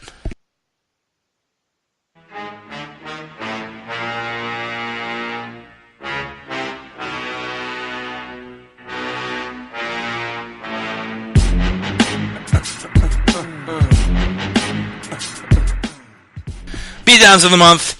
I got the co-main event of UFC 154, Johnny Hendricks over Martin Kampmann. Who can't Johnny Hendricks knock the shit out of? I mean, dude has an iron left hand, can seemingly put out anyone. Martin Kampmann has an iron jaw, but doesn't matter to Johnny Hendricks. I actually thought because of Kampmann's jaw, this would go at least past the first few minutes. If you do listen to episode 21, I did call a Hendricks first round KO, but I didn't think it'd be in under a minute. Jesus Christ. Just simply because Hendricks now has the most lethal left hand in mixed martial arts. Hendricks over Kampmann, a top, you rarely see top contender fights with such caliber guys end in under a minute. Fuck, man. Beatdown of the month, Johnny Hendricks. Woo! And my beatdown of the month was Kung Lee over Rich Franklin. I said that Rich Franklin would win that fight by whatever he wants, whenever he wants. He looked great in the Wanderlei Silva fight, barring that knockdown in the second round. He's looked more mobile, more active. I thought that he turned his career around. But pump the brakes on that kid. Kung Lee was having none of it. He threw that monster right hand, clipped Franklin on the jaw, put him out, I think more clean and more viciously than Vitor did or Machida did early in the career. Those were kind of TKO level knockdowns and knockouts. This one was on the jaw. Good night. He planked. Good night, Irene! Good night, Irene! Yeah, it was absolutely fantastic finish, and that is my beatdown of the month. Bam! Quick, concise. 2 beatdowns of the month in 2 minutes. Shazam. Those were 2 beautiful displays. Mazel fucking tov. Just a few more topics to bring you before we put a nice bow on this bitch. UFC 156, we have 2 fight announcements. The first one, we did hint that Uriah Faber would be fighting UFC 156. I thought it would be against a better opponent than Lee Vaughn. Big MMA fans know about him, but the casual fan has no idea who the fuck Lee Vaughn is. Does Lee Vaughn have a chance at UFC 156 against Uriah Faber? It's actually Vaughn Lee. Is it Vaughn Lee? I'm a stupid fuck. No, you're right. Nobody knows who that is because he doesn't exist. I don't even know who Vaughn Lee is. God damn. He just lost to T.J. Dillashaw, who is the alpha male scrub. He does all of alpha male's dishes. He mows their lawns. He watches their dogs. If he just lost to T.J. Dillashaw, you're going against maybe one of the worst fighters at alpha male to the best fighter at alpha male. Give me a break, son. Yeah, and you know what T.J. Dillashaw is actually known for inside that camp? Is it... Hold on, I'll think of it. Is it, it isn't doing dishes. That would be too obvious. Is it cleaning everyone's gutters? It isn't. It's actually tanning and aggressive hand jobs. Actually, surprisingly, two things I was known for back when I lived in Florida. Super tan and fastest hands in the West. More the hand job part, but yeah, of course. Does Lee Vaughn have a chance? Absolutely not. And if he does win this fight, that will prove that Faber is beyond done. And Faber has T.J. Dillashaw in his corner, who has the experience of fighting Vaughn Lee. So if he can't pull that one out, then he doesn't belong anywhere near the UFC. Fought him this past July at UFC on Fuel, Munoz versus Weidman. Halfway through the first round, got a rear naked crank on him. Wasn't even a rear naked choke, it was a rear naked crank. Very one-sided fight. Also lost to guys like Chris Carrizo. Lost to Lee David, or is that David Lee, back in 2008. Yeah, just hasn't beat anybody, and I see Faber winning this one. First round knockout, first round submission, first round whatever the fuck he wants to win it by. A much closer matchup at UFC 156, which is turning out to be dope. Let's cross our fingers that this injury bug that has been ravaging UFC and Strikeforce cards alike doesn't hit this card. John Fitch versus Damian Maia, Jiu-Jitsu ace versus wrestling ace. I love these fights. Who you got? Well, if we're judging by pre-welterweight drop-down from Maia, I'd say if Maia dropped down, Fitch has it all day. But after seeing Fitch get knocked out and Maia coming down to the weight class and dominating two guys who have been in the top 10 in emphatic fashion, I'm going to have to go and say, even after that career reinvigorating performance by Fitch, I've got Maia in this one. I think Maia will be the first guy to tap out John Fitch in his career. I'm gonna pre. Yeah, you have a bunch of top fights there. This is really tough because Maia looked super impressive in his last fight against the wrestler, but Fitch looked awesome against Eric Silva, and I have Fitch sort of returning to his top welterweight status. Actually, for once in my life, I enjoyed a John Fitch fight when he fought Eric Silva recently at UFC 153, I believe it was, that Bonner versus Silva card. It was. And yeah, hopefully Fitch stays in my good graces, has an exciting fight. Maia is kind of a, what is the word? It isn't an effigy, it's an enigma, that's it. It's an epilogue. He is an epilepsy. No, he, looked great against guys like Story. You really hard to put an A plus grade to his UFC 148 fight against Dong Young Kim because it ended so early with a muscle spasm. He lost fights to Munoz and Weidman. Other than that, he hasn't really beat anyone of note. His last his last losses before that Dong Young Kim fight were against Dan Miller, Mario Miranda, Kendall Grove, and Jorge Santiago. None of which I believe are still in the UFC. Dan Miller might still be in the UFC. But, just hasn't beaten that top guy. Looked great against Story, choking him out with a neck crank first round. But Fitch is no Rick Story, and I think Fitch is going to lay and pray his way to a victory there. Oh. Oh, man. You ready for the 10 solid seconds of sports? No, I mean, yes. Okay, gotta get ready. And Notre Dame will play the winner of this weekend's Alabama-Georgia SEC championship game in the national championship on January 7. Number 1 Indiana hammers UNC last night in interconference play. Fuck Gary Bettman. The NFL playoff race heats up in both conferences. Louisville joined the ACC in 2014. Lakers continue skid as NBA season marches on. Oh man, that was a good shot of ectoplasma there. A few more fight announcements, and then we will mercifully let you motherfuckers go. Takanori Gomi hinting at a future bout against Diego Sanchez at lightweight. Oh my god, this would be such a great fight.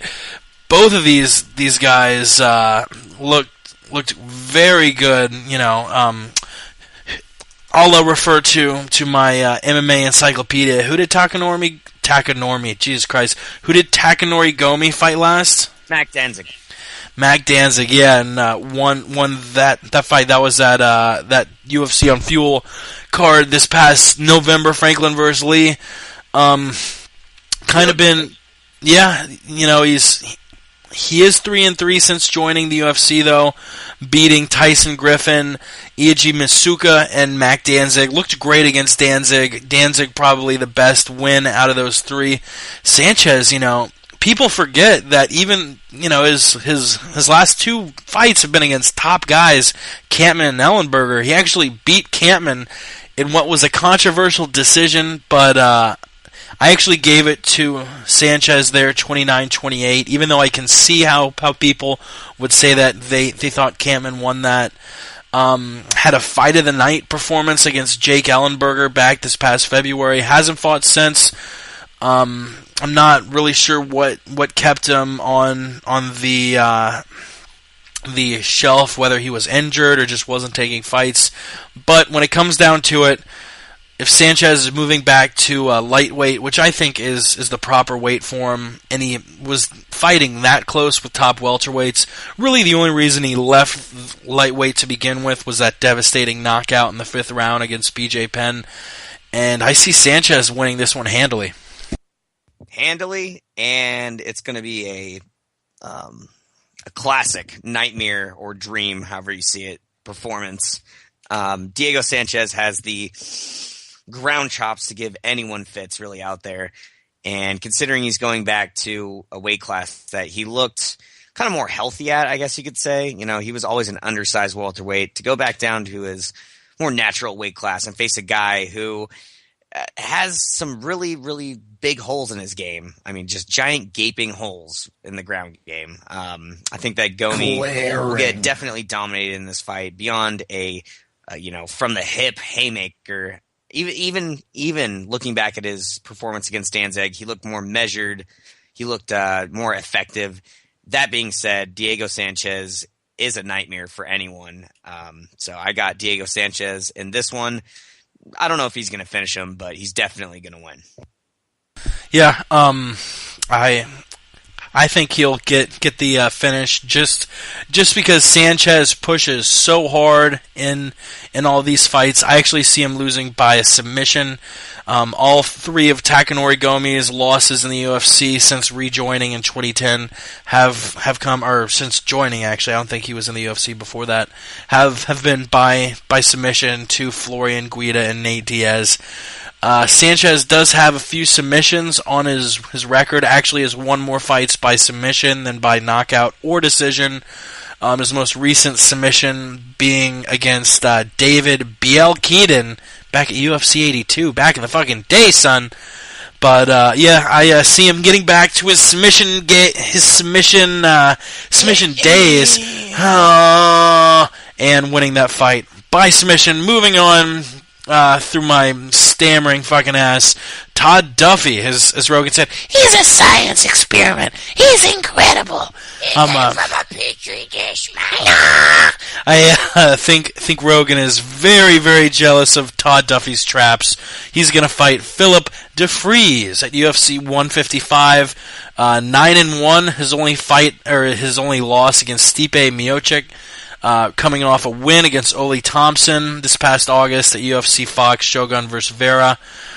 Duffy hasn't looked bad. Still very, very green in his UFC or in his MMA career. His only 2 losses coming against Mike Russo and Alistair Overeem. And that Russo fight, infamous for the little baby bear paw to the face. The hammer fist of doom, as it's known. The hammer fist of doom.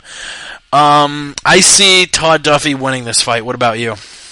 I definitely see Todd Duffy winning this. I've been a huge fan of the guy. I thought that was just beyond lucky of Russo and a shitty game plan. I felt that Duffy didn't really mix in kicks or knees or takedown attempts enough. I think if he would have done that, he would have finished Mike Russo. Instead, he relied on boxing with little 1-2s.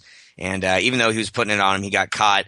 Lost to Overeem. There's no shame in that. And absolutely destroyed Neil Grove, who made it to the Bellator heavyweight finals. So I think having him back in the UFC is good. And it's more blood. It's more, young blood for the UFC heavyweight division, which lately has been kind of thinning out. It was this big thing back in May where we have all these contenders. But it seems now it's kind of getting back to the point that it was, where we have guys that are nowhere near the title, or freak things happening, injuries, etc. So I definitely enjoy having him back, and I think he'll win. Yeah, and Duffy did defeat Neil Grove at the second Super Fight League event in 30 seconds. I mean, it took Cole Conrad almost a full round in that Season 3 heavyweight tournament final in Bellator. Duffy looks very impressive. Just needs to change up his game plan a little bit. Kind of fights like Mike Easton. Fights a little bit hunched over, just throwing these home run punches. If he sets up more kicks, kind of rounds out his game a little more, he's going to be very dangerous. He actually took over a year off between the Overeem and the Grove fight to work on his training. And yeah, I think especially if Duffy changes up his game plan, we all know he is blasted. And yeah, That was a drop. That was a drop, son. And yeah, sticking to heavyweights, the final topic of the night. It's sad to end out a podcast. We hate to see you go, but we love to watch you walk away and watch your beautiful butt. That's you, the listener. I like looking at your butt as you walk away from our podcast every night. We actually have technology. We hack into your cameras and watch you as you listen. But sticking with heavyweights, I don't know where I was going with that. Sticking with the heavyweights, Shane Carwin unfortunately injured, and it was announced that Matt Mitrione will fill in to fight Roy Nelson at the Tough 16 finale. Does Meathead have a chance against Roy Nelson? Yeah, of course he does. He has improved his game since his time on the show. They're both contestants of the Ultimate Fighter 10. They've both had up and down roads. I mean, Mitrione went on a great win streak and then got dominated on the ground by Czech Congo. And that's kind of a big, just greasy black mark on your forehead. Like, really? Whoa, racist. Oh, racist. No. I meant like a racist. I meant like a stamp. You put your finger in the ink and you stamp someone in the forehead. What were you thinking? I think you just called Chicago greasy and black. But do that. It was a stamp. It was a stamp on the thumb. Okay. So anyways, he got dominated on the ground. And then and then Big Country has looked kind of flat in some fights. I mean, he got dominated by Verdum and he got dominated by Dos Santos. Those are obviously top flight guys and has looked great against other guys, but I don't think he's faced anywhere near the top beyond his Struve knockout.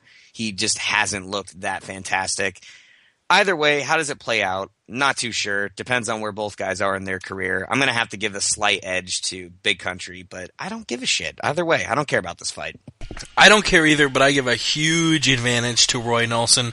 Since joining the UFC, 4-3, who has he lost to? Top guys. Junior Dos Santos, Frank Mir, Fabricio Verdum. Matt Mitrione is nowhere close to that level. I actually see him getting knocked out by Roy Nelson. By a right hand, obviously, that starts from Jupiter. Of course. He actually rears back to Jupiter's moon, Io, and brings it in just with incredible force. Yeah, it's like kind of off of a pool table. It's kind of interesting. You know, he's 4-3 since joining the UFC. All of his wins have been by KO or TKO. All of his losses have been by decision. You talk about an iron chin. I don't know if anyone's chin is more solid than Roy Nelson.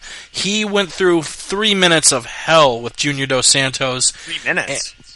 Sorry, 3 5-minute rounds of hell with Junior Dos Santos. I don't see any way Mitrione is able to grind him out. Nelson is by far superior with the jiu-jitsu, by far superior standing up. Do you think there's any way Mitrione finishes Roy Nelson? Yeah, sure. With some really, really active footwork. He's known for that. For a heavyweight, he moved like a middleweight. So if he can somehow keep the distance and keep the pitter-patter going, I think maybe he could finish him. No, you know what? He couldn't finish him, but he could definitely win a decision. I think that Roy Nelson, his jaw is just, I don't know, it's got like adamantium, you know, Wolverine's stuff in his chin. So finish, no. Beat by decision, yes. Powerful. Yeah, and if he loses, I do agree. I think it'll be by a decision the way that he's lost all of his fights. I don't see anyone, I mean, even if he fought Carwin has some of the heaviest hands in the UFC. If he can get through 15 minutes with Dos Santos, is there anyone in the UFC who could knock out Roy Nelson? I mean, god damn. Alistair Overeem. Very true, very powerful. Yeah, so, yeah, you have anything else before I wrap this shit up and send it off into outer space, into the intranets? Sure, absolutely. I love you guys. Thanks for tuning in. Glad to be back. It's always a pleasure. Thanks to Ramses, MMA Mental. We shouted you out at the beginning, but I just love you guys. Buffalo Dave. Can't leave you out. If I did, it'd be, typical. So, Buffalo Dave, love you too, buddy. Oh, shit, giving a Buffalo Dave shout-out. He is infamous for leaving Buffalo Dave out of the mix, finally adding him in. Myself, shout out to the listeners. You guys make it worthwhile. Somehow, I don't know how, but all we get is positive feedback, and it's fucking awesome. Whether it's on YouTube or iTunes, we read all of it, and we really appreciate it. Subscribe to us on YouTube, iTunes. The links are at the top of the page on the little tabs on themmapodcast.com. Visit our Twitter at the MMA Podcast. Like I said, our website one more time, themmapodcast.com. Shout out to our friends at MMA Mental. You beautiful fucks, Ray and Patrick. I would give you guys furious hand jobs if you were within arm's reach. Shout out to all of the homies on MMA Playground. Jay Jeans, my boy Shane T-Pain, Ray and Patrick, Bubbles, K-Pro, Pookie, god damn it, I can't think of all you. Hashi, fucking Andy, George 1, motherfucking 12, Sean, god damn, you're all beautiful, and I love all of you equally, almost like children. I don't love one of you more than the other, except for K-Pro. I love him like a beautiful mistress who I give massive hand jobs to. I've talked way too much about myself giving out hand jobs. For the record, I only give myself hand jobs. The Roundtable is every Thursday, 7 p.m. Eastern, 4 p.m. Pacific. The MMA Podcast every Wednesday, 9 p.m. Eastern, 6 p.m. Pacific. If you're listening to us live right now, thanks for tuning in. If not, we'll be back next Wednesday, 9 p.m. Eastern, 6 p.m. Pacific. We're going to have Lenny Hart, the voice of Pride, on next week. Nate Quarry, Joey, Coco, Diaz. We're in talks with him. I know I've said it a million times, but we're going to get that motherfucker on eventually. The same thing goes for Renzo Gracie. And I guess if we don't have anything else, we gone! Gracie Veterano, old family first, fam. Taught the world to swing that double-edged sword. It works, fam. BJJ from GJJ, like Cool Herc gave birth to what your DJ plays. But despite the lineage, I will never be closed-minded. Refuse to see beyond the lines, you go blind.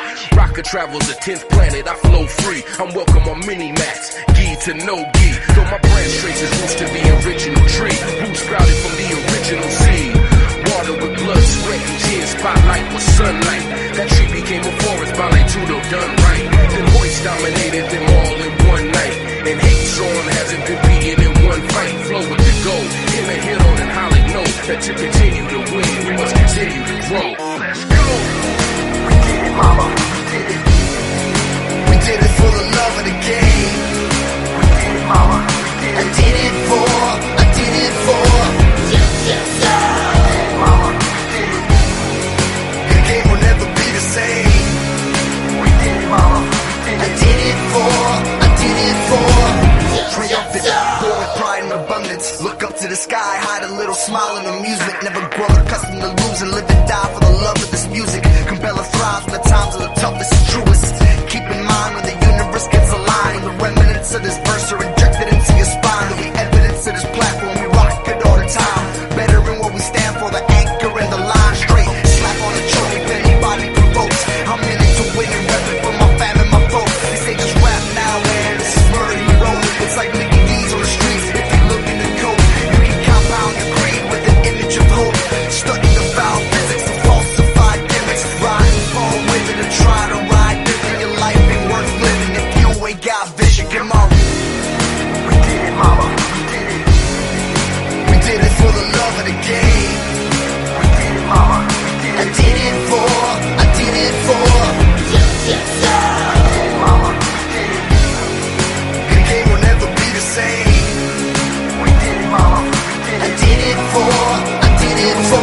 Fucking alliance and tech planet rocking with Irish science. Silencing all these idiots caught up in all their ignorance. Two clans fighting under the same banner. We all got love for this ground game and that's all that matters. In the balance, the teachings of the grandmasters. I'm trying to master the system, that's what I'm after. And stay true to the craft, to spark trees to relax. Old school miracle, lacing the track. And I'm working the angles on me sharp and precise, man. Back in the day when I was learning to rock in this mic. Paying homage to the classic shit. Dilated, undisputed heavyweights repping Los Angeles. And yeah, I do this for the 213. Historical flip down, you know I'm with that G. So fire in the whole slick with the flow. High caliber rappers is here to shatter the fucking mold. Come on. We did it for the love of the game. We did it, mama. I did it for. Yes, yes, yes. Mama, we did it. The game will never be the same. We did it, mama. We did it. I did it for.